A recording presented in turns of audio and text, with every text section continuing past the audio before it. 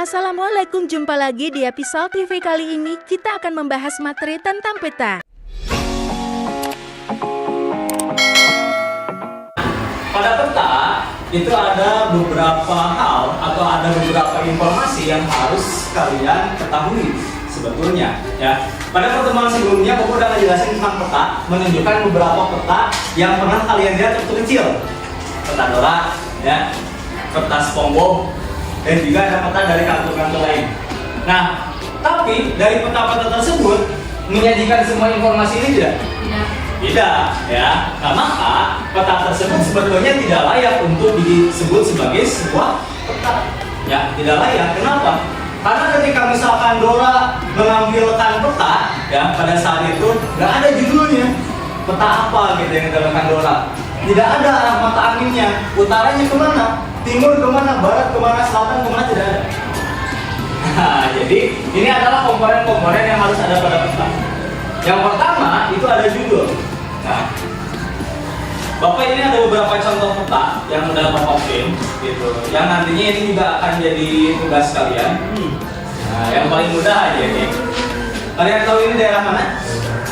Jawa Barat. Di sini ada judulnya kan? Nah, ada sebelah mana? Nah, pojok kiri atas. Apa ini judulnya? Provinsi Jawa Barat. Bagus. Tulisan kecil seperti ini masih kelihatan, berarti matanya masih sehat. Oh, ketinggalan ya. Pakai ya sama saudara. Ya. Ini ada judulnya pada peta ini, yaitu peta Provinsi Jawa Barat. Gak boleh judulnya peta Provinsi Jawa Barat isinya Kalimantan. Ya, gak boleh. Maka itu akan membingungkan bagi yang membaca peta. Gitu. Nah, ya. Nah, di sini ada judulnya peta Provinsi Jawa Barat, kemudian ada arah matangnya. Utara, barat, timur, selatan. Utara dalam peta itu selalu mengarah ke atas. Itu menunjukkan arah utara itu berada di sebelah atas. Ya, di atas. Oke, kalau misalnya kita berbicara tentang arah mata angin, kalau dari sini barat ke sebelah mana? Ayo, barat ke mana? Hadir. Kiblat. Itu barat. Berarti kalau barat ke sana, ke sini? Timur. Kalau barat dan timurnya ada di sana dan di sini, kalau utaranya kemana? Utaranya ke sana. Bapak ke sana ke mana? Selatan. Jadi patokannya seperti itu. Untuk kita bisa mencari tahu di mana barat, di mana utara, di mana timur, di mana selatan, paling mudah adalah mencari tahu arah kiblat di sebelah mana. Kalau kiblat di sana berarti ke sana arah barat. Di belakang barat pasti timur. Di samping kanan barat pasti utara. Dan di samping kirinya pasti selatan. Kayak gitu ya. Nah, di samping kanannya pasti utara, samping kirinya selatan, di belakangnya timur. Maka yang saling berlawanan itu barat dengan timur, utara dan selatan. Ini biasanya cuma 4 yang ditampilkan pada peta. Nah, kalau arah mata angin yang lain ada barat daya. Ya, ada barat daya, ada barat laut, ada timur laut, ada tenggara. Tapi jarang, ya, jarang ditampilkannya. Nah, itu ada tempat B. Ya, nah, coba kasih contoh di sini. Di selatan Jawa Barat ada apa? Dari peta ini. Di selatan Jawa Barat ada Samudra Hindia. Di utara Jawa Barat ada Laut Jawa. Di sebelah barat Jawa Barat ada Banten. Di sebelah timur Jawa Barat ada Jawa Tengah. Ya. Nah, maka dengan adanya arah mata angin ini akan memudahkan kita untuk mencari tahu ya di sekitar Jawa Barat ini ada apa. Ya. Oke, daerah Jawa Barat bagian selatan. Nah, di sini ada daerah mana aja? Itu emang selatan kan gitu ya. Nah, di selatan ini ada daerah mana aja? Karangpotong ya benar, di Cianjur Karangpotong ada. Nah, tapi nanti kereta ya. Nah, di sebelah selatan Jawa Barat itu ada beberapa kabupaten. Garut, Tasik, Sukabumi. Ya, jadi banyak aja di selatan. Dari mana? Ciamis. Terus Pangandaran, Garut, Atos, Pangandaran. Oke. Di utara ya Kabupaten Nome, daerah Nome.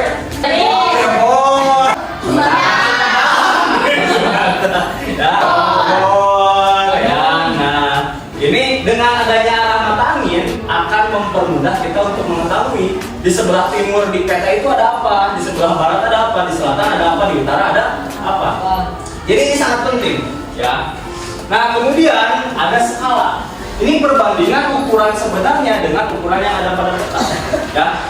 Tidak mungkin kalau ukuran sebenarnya Jawa Barat segede dia.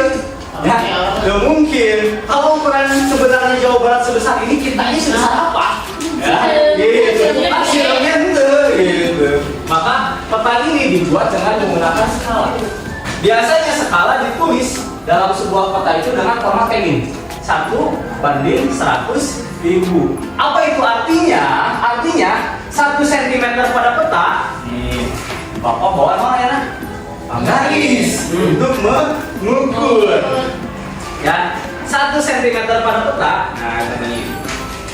1 cm kan titik kan dia? Nah, dia mau kayak gini. 1 cm pada peta sama dengan 100.000 cm di kenyataan. 100.000 cm lalu dikonversi karena kilometer seberapa? 100. Nah, oke. 1 meter berapa senti? Karena 100 senti. Di atas meter ada apa? Kilometer. Ya, km, kilometer. Kalau semisalnya 100 cm itu 1 meter, maka kalau 1000 cm 1 dm. Ya, kalau 1 kilometernya berarti 10.000. Kalau 10.000 cm maka sama dengan 1 kilometer.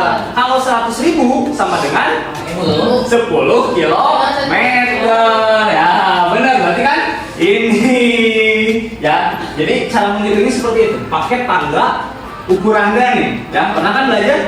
Iya, pasti gitu. Nah, maka kalau misalnya kita coba menggunakan format yang ini, ya, kalau di petanya itu 1 cm, maka di kenyataannya itu 10 km. 10 km. 10 km ibaratnya kayak gimana? Kalian dari sini ke Masjid Agung itu udah 3 km. Balik ini kan dia 3 km. Kamu Masjid Agung di 3 km. Setik nih tidinya dari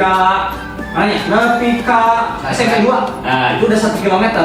Gitu. Jadi itulah jaraknya. 1 cm di kita itu sama dengan 3 kali balikan dari sini ke Masjid Agung. Padahal di peta mana 1 cm. Saling kali gitu kan?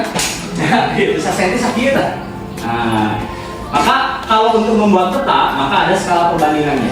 Karena apa? Kalau tidak menggunakan skala perbandingan, perlu berapa kertas yang digunakan untuk membuat sebuah peta satu wilayah. Maka diperkecil dengan menggunakan sebuah skala, tapi tidak merubah bentuk aslinya. Gitu ya. Nah, jadi hati. Nah, ini Cianjur. Tadi dia. Nah, Bandung Barat ini Cianjur. Kabupaten Sukabumi ini Cianjur. Nah, di Cianjur ke Bandung di peta dekat. Ya, dekat. Pada aslinya dari Cianjur ke Bandung itu memiliki jarak 65 km aslinya. Tapi di peta ini cuma berapa senti? 3. Ya, Cianjur ke Bandung 3. Cuma 3 cm. Jarak aslinya itu 65 km. Nah, ya. Satu jarak perjalanan sekitar 2 sampai 3 jam gitu. Maka walaupun di peta kelihatannya kecil, tapi pada aslinya itu jauh. Nah, dengan menggunakan skala, menghitung skala, kita bisa tahu ya jarak aslinya itu sebetulnya berapa sih. Nah, ada yang bentuknya kayak gini, 1:100. Ada juga yang tidak ditulis angkanya, tapi dibuat sebuah grafik atau misalnya gambar garis kayak gini. Contoh. Nah, di sini nggak ada skalanya 1:sekian berapa, nggak ada, tapi di sini ada nih. Nah, ini ya. Nah, ini tahu ya. Nah, sama kan dengan itu? Iya. Sama. Nah, biasanya di sini ada 3 kotak. Kotak 1, kotak 2, dan kotak ketiga. Kotak 1 itu menandakan 0 sampai dengan 1 cm. Kotak kedua 1 sampai dengan 2 cm. Nah, kotak ketiganya 2 sampai dengan 4 cm. Di sini ada perbandingan apa? Ini 1 cm jaraknya, ini 1 cm jaraknya, ini 2 cm. Nah, kalau yang di sini 1 cm-nya berapa? Lihat. 10. Ya. 10 kilometer. Jadi sama kan dengan yang ada di sini? Nah, itu mudah untuk membacanya. Nah, kemudian yang keempat itu ada simbol, ya. Di peta ini ada banyak gambar yang terlihat. Ayah garis kan? Ada. Nah, ayah garis warna apa? Berem. Berem. Terus? Berem. Hijau. Hijau. Mana hijau? Ada. Ayah garis warna hijau. Oh. Ayah garis warna ungu. Ada garis warna merah, ada garis warna hitam. Sini. Ada lagi selain garis kawan, titik ya. Ada titik yang warna merah, bulat. Ada yang bentuknya segitiga. Biasanya segitiga itu untuk menggambarkan bentuk apa? Gunung. Berapi. Kalau yang warna merah segitiganya berarti gunung berapi. Kalau yang warna hitam gunung yang tidak berapi. Tapi berair. Berair. Ya pasti ada airnya di gunung nah. Kemudian di sini ada yang warna biru kan? Laut. Bukan laut, di dalam kita danau atau apa? Sungai. Nah, kalau sungai itu berarti garis ya warna biru nah. Lamun anu biru jika kieu danau atau waduk. Waduk itu kan bahasa lain dari apa? Bendungan. Jawa Barat ada berapa bendungan? Tiga apa aja? Cirata atau orang Cianjur nyebutnya Jangali. Ya, nah Cirata ada di mana? Ada di antara Cianjur dan juga Purwakarta. Itu juga sama ya. Ada Cirata. Ada lagi satu lagi di Bandung Barat. Saguling. Ah, bisa Guling di Raja Mandala. Ada lagi satu lagi sebenarnya. Ya, ada Saguling. Ada satu lagi yang baru dibuat diresmikan tahun 2018 di Sumedang. Namanya Jati Gede. Nah, Jati Gede ya. Jadi lamun sampai sana area sigatnya warna biru berarti itu adalah bendungan, waduk atau danau. Ya, betul tidak salah menyebut waduk karena nama lain dari bendungan. Terus, nah ini ada warna hijau, ada warna kuning, ya krem, ada warna coklat. Coklat. Ya. Warna yang hijau ini menandakan daerah dataran yang rendah. Rendah. Semakin putih, semakin rendah. Gitu. Semakin coklat, semakin tinggi. Bukan makin gede, semakin tinggi. Ya. Ini yang warna coklat di Jawa Barat ini banyaknya di daerah selatan. Ya, daerah selatan. Kenapa? Kalau kalian pernah main ke Kidul, di Kidul daerah apa? Gunung, daerah pegunungan. Itu daerah Cianjur Selatan. Sukabumi Selatan sama. Ya, Sukabumi Selatan juga daerahnya bergunung-gunung ya. Yang selatan pasti warnanya coklat. Ya, coklat. Tapi mendekati ke pantai, tinggal dekat ke laut warnanya berubah jadi hijau. Nah, mendekati ke laut itu warnanya berubah jadi hijau. Kenapa? Karena semakin dekat dengan laut dataran semakin rendah gitu ya. Nah jadi itu warna teh lain menggambarkan apa? Ya warna hijau, ya warna polos, ada artinya. Nah yang tadi yang garis, yang segitiga, yang bulat itu masuknya pada simbol kualitatif. Kenapa simbol kualitatif? Karena menggambarkan bentuk dari simbol tersebut.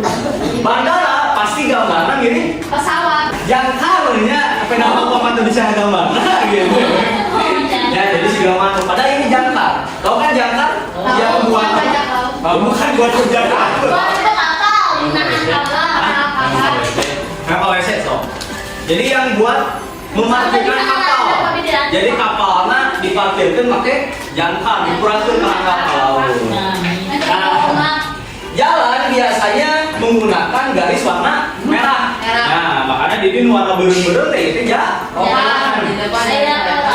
Rel kereta api biasanya warnanya hidung, tapi ada garis-garisan, ada garis putus-putus. Gitu. Warna biru itu berarti bendungan, atau lamun peta anu lain mah aya jika gambar pandi. Nah, berarti eta sawah gitu ya. Ini simbol yang kualitatif ya, artinya apa? Hanya menggambarkan informasi dari simbol tersebut. Nah, kalau ini disebut salah tulisnya. Harusnya kuanti ya. Nah, harusnya kuantitatif.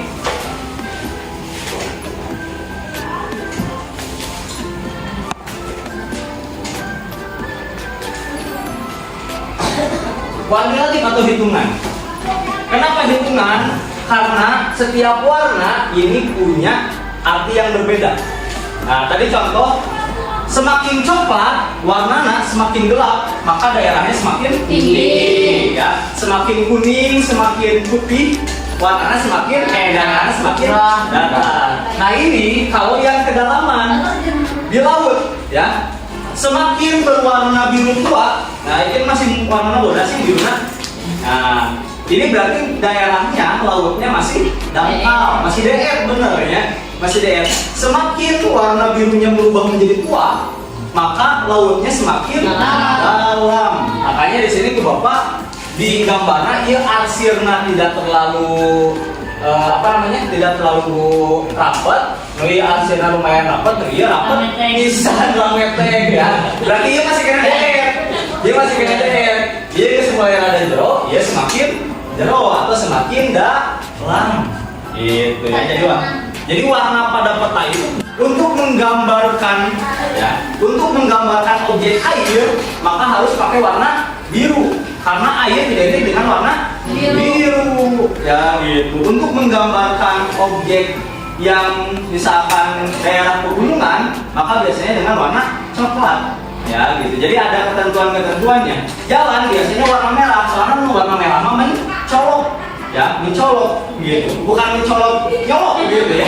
Tapi mudah untuk dilihat. Oh iya warna biru, oh iya berarti jalan gitu ya.